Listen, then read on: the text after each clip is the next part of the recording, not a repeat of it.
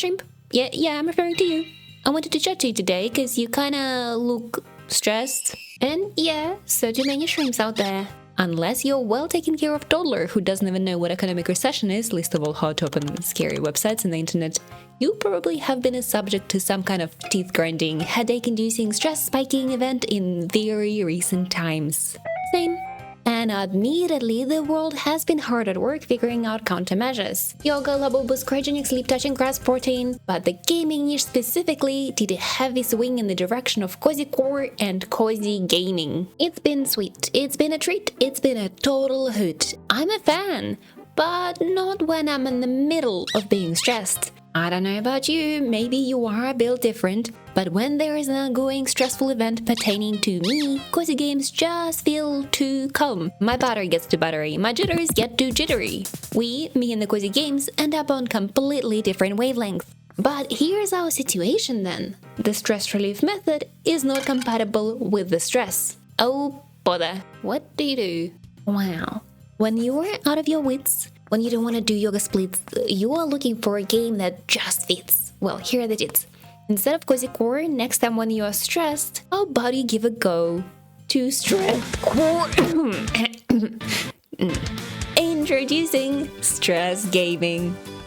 And first things first, my dear fellow shrimp, is that we shan't be misled by the name. Stresscore gaming should always have the end result of decreased stress levels achieved by using various laws of stress physics. And in today's video, we'll look at one such law, the Law of Stress Infliction. By the way, disclaimer, I'm not a scientist, I'm a shrimp, so don't start quoting me in academic settings. The Law of Stress Infliction postulates that the amount of stress inflicted on others causes proportional decrease in stress volumes of the stress vessel. That's you.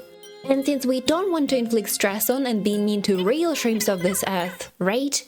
We instead turn our gaze to the video games. Coming up now is a list of Stresscore games where you are encouraged and rewarded for tormenting others in a safe, curated environment. The ideal scenario here is that you will be coming out of those game sessions healthier, with a glint in your eyes, glowing skin, and hands covered in imaginary digital blood. So let's get into it, shrimp. I don't think being evil is a must for stress relief, but it helps.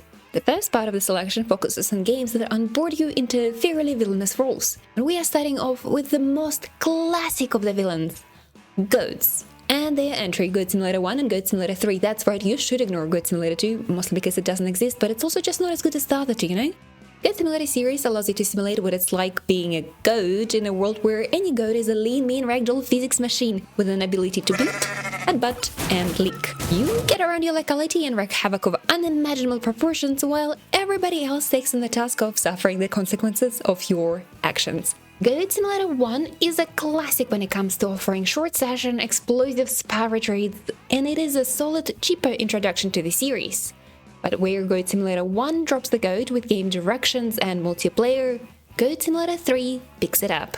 If you play the games, play them in order, don't go in reverse, because Goat Simulator 3 is a much more polished and qualitatively different goat experience, offering a lot more content and a proper online multiplayer option, while still retaining that bleeding goat charm. In both games, there are also plenty hats and goat skins to unlock on your merry mayhem way, so you will always be a fashionable nightmare even when you are not a goat. Now, goats are not the only big G in animal crime statistics, because geese are not only real, I know, pretty shocking, but they are also the real masterminds. Where the goats are destructive, the geese are cunning. As a goose in an Untitled Goose game, you can't just explode things you don't like. You need to figure out how you can maximize your torment-inflicting potential. And your arsenal is thievery, gaslighting, fine motor control skills, honking, and a genuinely terrible attitude you get to bring to the function. Do your best with those and you will establish your reign of terror completing the game. Untitled Goose game can be played solo or co-op and will take you 3 to 6 hours to finish. It's a satisfying story of a heroic goose revenge against a lovely neighborhood that didn't do anything wrong. But above all, this is a game that helps you build your real-life goose attitude to apply in the events of real stress. And next on our list is Little Kitty Big City. Usually, this is an entry you'd see on a cozy games list. It has the signature relaxing atmosphere, cute art style, and a generally heartwarming premise. You are a cat looking for a way home after falling off your balcony. You befriend other animals, solve little mysteries of the city, and jump and climb and nap your way back home. But even when you're a cute cat doing cute things in a cute cozy game, you are still a cat. So better act like one. Put on a hat, the cutest hat you have, then mess things up. Steal fish, steal phones, ruin people's day, ruin birthday, get a sword and ruin everybody's day. Gods, ruin your own damn day if you please.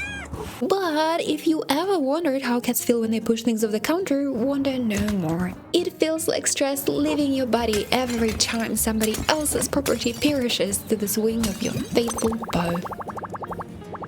Now, a story that doesn't have as heartwarming of a premise is a story of a squirrel with a gun.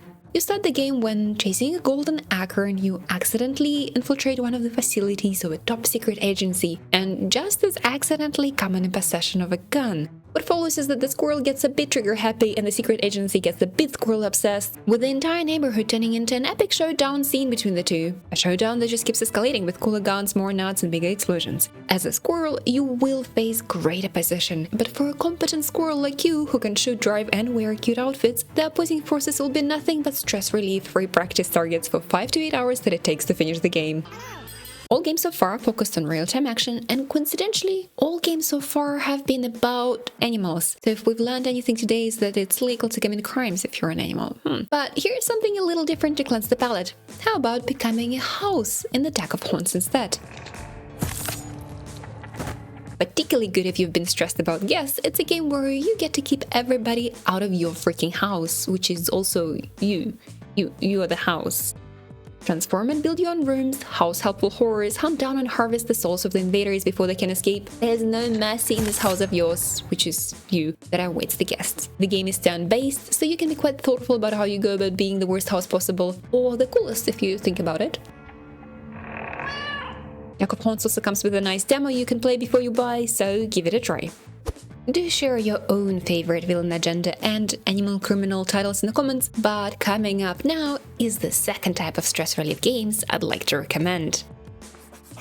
The games where you don't so much as try to inflict harm on others. You just do. These are the games where if you play your cards right, you can min-max the mayhem to a truly catastrophic scale, wiping out everything that dares to stand or walk or fly, or swim, or drive, or look at you in your way. And starting the section is a shining example of bonking things until you just get better, the aptly named Mega Bonk. An entry for the action roguelikes team, Mega Bonk starts you in a nondescript forest location playing as a fire wizard or a knight, and later as one of the 20 unlockable characters. This character cast includes a 6 skateboard flipping skeleton called Calcium, and I love him. But you know what I don't love? This nondescript game location to which I have no attachments. And since there is no reason to care about it, how about we set it and all of its inhabitants on fire? On lighting, shoot arrows at them, shoot more arrows per arrow, wipe the chests clean to unlock items of great power, and enter a flow of pure destruction, eviscerating anybody standing in our way.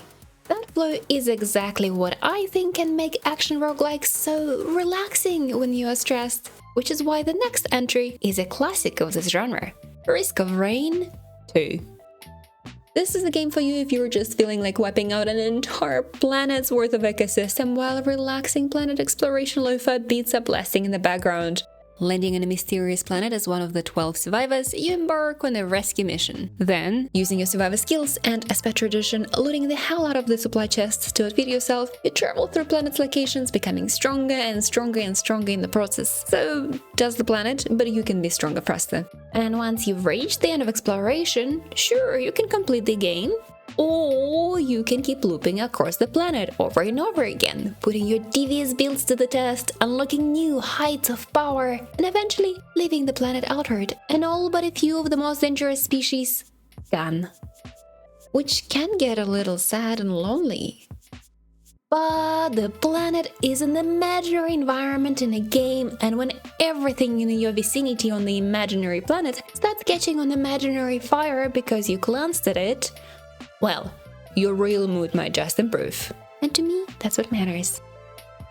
I did just mention action roguelikes as the genre to relax to. Those are the games where you jump in for a bite-sized session, become pleasantly overpowered, then have to start anew next time. But we'd be amiss if I didn't mention the action roguelike's close relative, hack and slash action RPGs. Both genres lean into ridiculous environment wiping builds, but hack and slash action RPGs usually retain your progression. So if you feel like building a commitment to your stress relief build, Path of Exile could set you up. And hey, it's free to play, meaning it's easy to start. Just like in games we've mentioned, you choose your character from a limited selection, eviscerate every single map you traverse, and then you also get to play through a whole cool storyline. More importantly for us here though, is that over time you get to create a ridiculously powerful build using a ridiculous looking skill tree. Or you can also just look up online a build guide and follow it. I do that, because I'm here for a good time, and my good time includes 0% build bureaucracy and 100% map evisceration.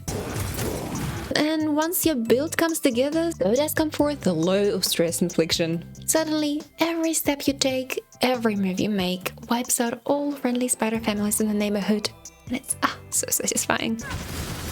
End of the day though, both hack and slash ARPGs and action roguelikes are pretty prolific genres, so if something doesn't click for you from the suggested titles, maybe a game in a different art style or different genre combination will hit the spot, so do browse around for those keywords. At the end of the day, stress may be a constant in our journey, but I implore you, when you can afford a moment to address it, don't hold the stress in, kick that bastard out, but don't pass it to others in your life. Inflict it onto digital imaginary creations. And with this final shrimp wisdom, I say my goodbyes. Thank you for taking time to learn about Stresscore in our Shrimp Labs today. Do like to subscribe to witness more nefarious shrimp occurrences. And until next beautiful chance brings us together again, take very good care of yourself. Don't sink, do swim. And I'll catch you later.